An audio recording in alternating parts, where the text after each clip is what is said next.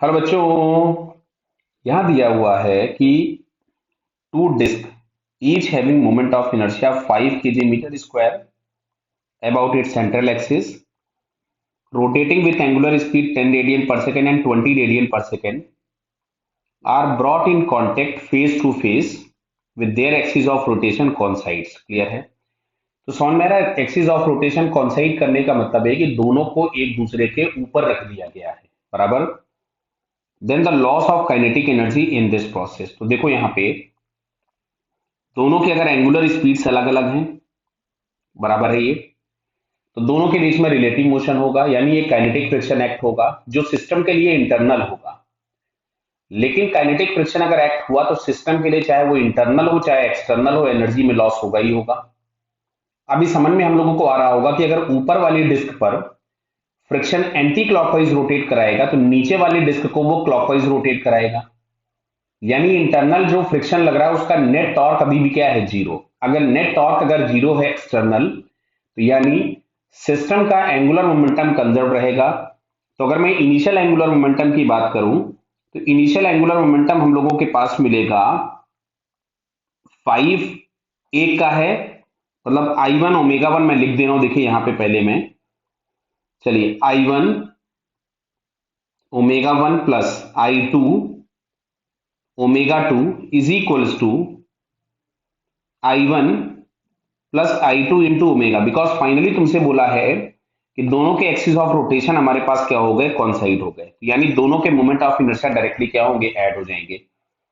Sir ये कैसे पता चला कि हमने इसको प्लस कर दिया? दोनों के डायरेक्शन आपने सेम ले लिए। देखो यहाँ पे डायरेक्शन के बारे में कोई इंफॉर्मेशन नहीं दिया है, तो दोनों के ओमेगा हम सेम डायरेक्शन में भी ले सकते हैं और अपोजिट भी ले सकते हैं।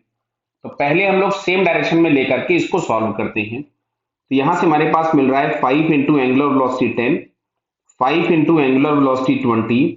अच्छा, final moment of inertia 5 plus 5 हो जाएगा 10 इंटू ओमेगा।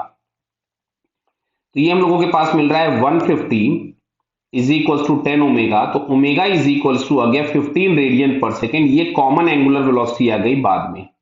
क्लियर बेटा? 15 रेडियन पर सेकेंड। क्लियर? अब अगर हमको लॉस निकालना था तो लॉस के लिए हम लोगों के पास लिखना पड़ेगा इनिशियल काइनेटिक एनर्जी मतलब half I one omega one square plus half I two omega two square minus 1/2 I one plus I two into omega square. Clear बताइए? तो मैंने एक काम किया, 1/2 तो पूरे में से कॉमन निकाल दिया। अच्छा, आई वन कितना था? 5। ओमेगा वन कितना था? 10, तो 10 का स्क्वायर कर दिया। आई टू भी कितना था? 5।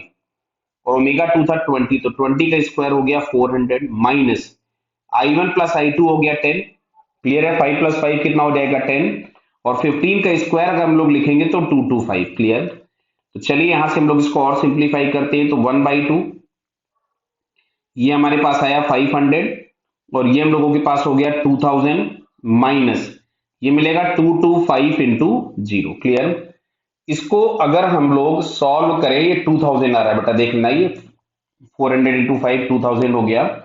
तो 2500 में से अगर मैं 2250 माइनस करूं तो ये हम लोगों के पास यहां से मिलेगा, देख लीजिए, ये हम लोगों के पास आ रहा था 2500 माइनस 2250। क्लियर? तो इसको सॉल्व कर रहे हैं हम लोग, तो हम लोगों के पास मिल रहा है 250/2। ये मिलेगा 250/2, मतलब जो लॉस हमारे पास है दैट इज 125 जूल्स। क्लियर? तो अगर हम ऑप्शन चेक करें, देखो 125 जूल हम लोगों को एक आंसर तो मिल रहा है, मतलब यहाँ पे एक थर्ड आंसर तो मिल गया। लेकिन अगर ये ओमेगा अपोजिट होते, अगर ओमेगा अपोजिट होते तो बेटा लॉस जो होगा ना 125 से भी ज्यादा आएगा। क्यों? सुनो देखो कैसे।